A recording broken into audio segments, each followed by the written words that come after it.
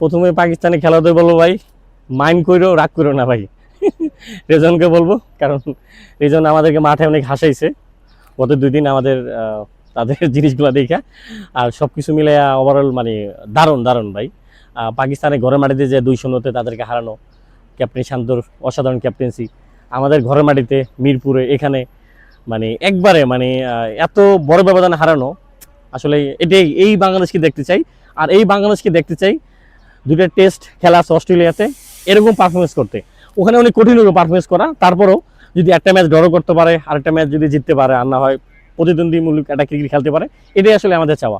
এটা আসলে কালকের ওই জিনিসগুলা যখন একটা ভালো পার্টনারশিপ হইতেছিল রেজওয়ান আর হচ্ছে তখন ভাবতেছিলাম আল্লাহ এই ম্যাচটা যদি না জিতি মানুষ থাকবে না। কারণ কালকে দেখতেছি পাকিস্তানি কিছু ইউটিউবার দর্শক আমাদেরকে নিয়ে খুব টল করতেছে, লিটন আর ইকে নিয়ে, শান্ত ভাইকে নিয়ে।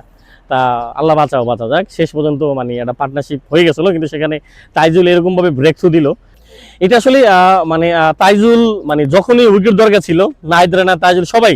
তবে এই সিলেটে দেখা যায় যে সবচেয়ে মানে যখন ব্রেক থ্রু দরকার ছিল ওই সময় তাইজুল, কারণ যখন 5 উইকেট পড়ে গেছে 100 রানের পার্টনারশিপ হয়ে গেল সালমান আলী আগা আর হচ্ছে রেজওয়ান, হ্যাঁ সেখান থেকে আসলে একটা ভয় ঢুকে গেছিলো এই ম্যাচ থেকে আমরা আসলে বেরোতে পার জিতবো কিনা এই ম্যাচ।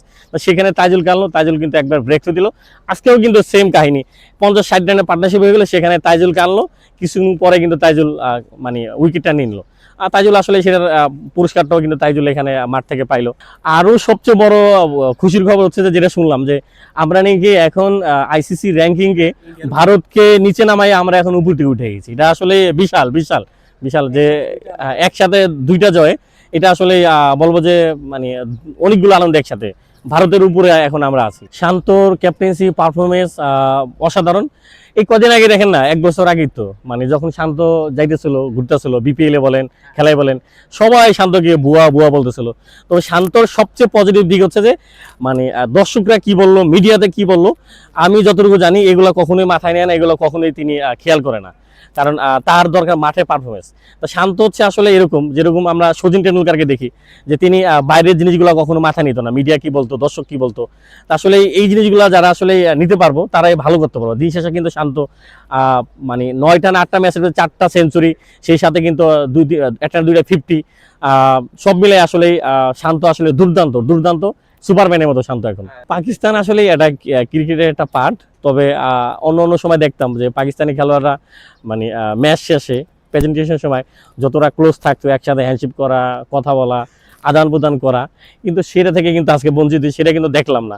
হয়তো পাকিস্তান ওখানে রাগ করছে, মাইন্ড করছে, এরকম কিছু একটা হবে হয়তোবা। আর খারাপ খেলার কারণে হয়তোবা তারা নিচে নামা নেয়। আর তবে দিন শেষে আসলে মানে এগুলো আসলে একটা খেলার পার্ট, মাঠে এরকম হয়। দিন শেষে মনে হয় যে পাকিস্তান বাংলাদেশ যে ক্রিকেটের যে সম্পর্কটা, আমার মনে হয় যে আগামী তার ভালো হবে।